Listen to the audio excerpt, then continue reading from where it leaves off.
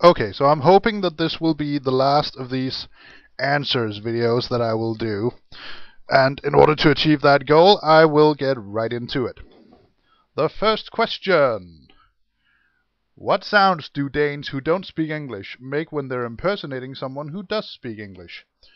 And the answer is I have no idea, because basically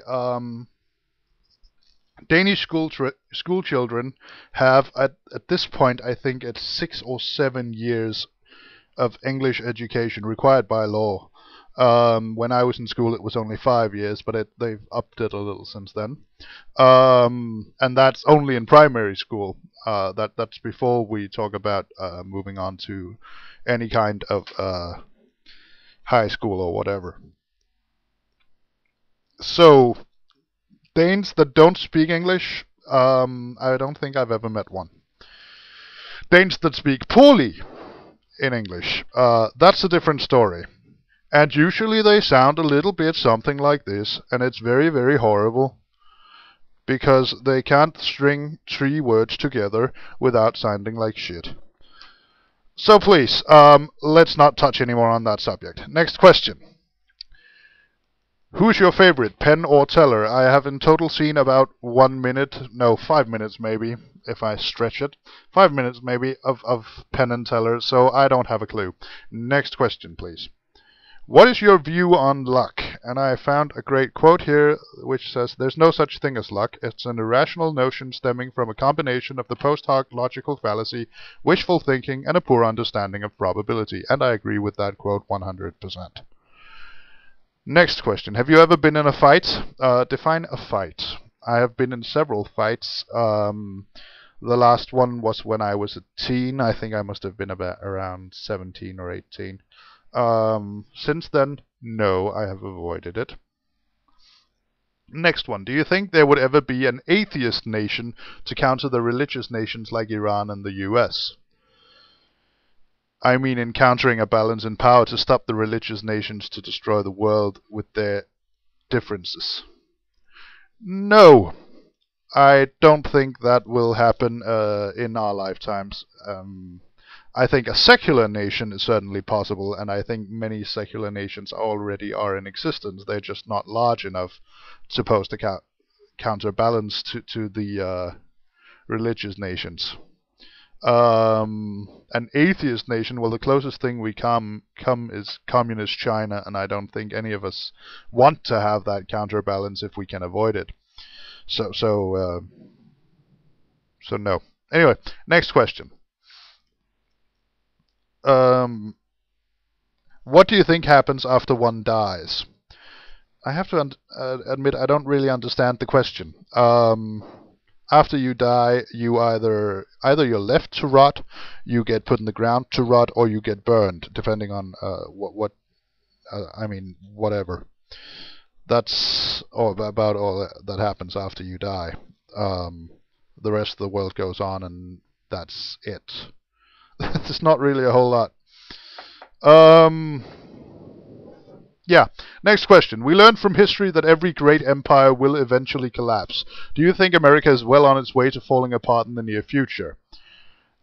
I don't know. The economic and political forces at work in the collapse of empires are way beyond me, and I really don't have a clue.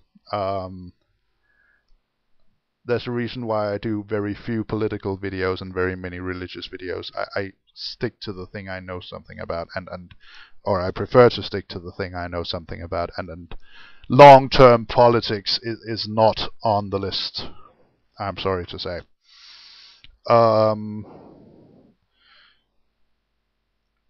And he continues, if no, then what do you think is making it a powerful nation? If yes, then which country would take its place as the most powerful?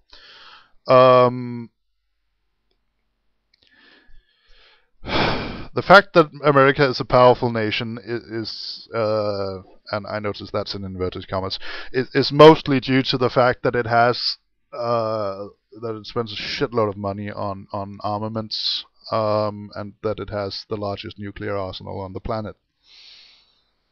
Um, if America was to fall, I don't know who would take its place as the most powerful, but right now China or Russia are the most likely candidates. Um, so yeah, may I recommend you do not fall. Yeah, and the last question. Hallelujah. The last question. My girlfriend and my mother both have stories of sensing loved ones around them after they died. What are your thoughts on this? Are they subconscious illusions or do ghosts exist? We know that the temporal lobe of the brain, which is down towards the bottom and at the rear, by the way, is often active when one experiences spiritual, and this is in inverted commas though you can't see it, spiritual events, and I think mostly spiritual events are an illusion. It's something that goes on in your head. Electrical discharges more or less at random going off in your brain. And I don't mean that to imply that this is a disease in any way. It's just your synapses firing when they shouldn't. Basically, your brain's ticking when it should have sagged, and something weird comes up on your sensory radar. And yeah, it's just a bleep on your radar, so to speak. For the most part, that's my opinion on that. I will not rule out the possibility that there may be some way in which a human being could leave a, I hate to say psychic, but an electrical implant, not implant, imprint, god damn it, an electrical or psychic or whatever you want to call it imprint on their surroundings if they stay in the same place for long enough, and that imprint may remain for a while after a human being leaves. But I have no science that backs that up in any way whatsoever or even remotely comes close. So I won't advocate that in any way. I just won't dismiss it. Other than to say that anything that can be asserted without evidence can be dismissed without evidence. So I will, for the most part, stick to the opinion that yes, they are subconscious illusions. It's happening in their brains, not in their surroundings. And that's my measured opinion of the subject. You know what? That was all of the questions. Holy shit, I'm done, and I'm not even up to 10 minutes. Yeah, that's fucking cool. Okay, I will get back to work on my regular videos now. I hope you're looking forward to them. I know I am. Peace, all of you.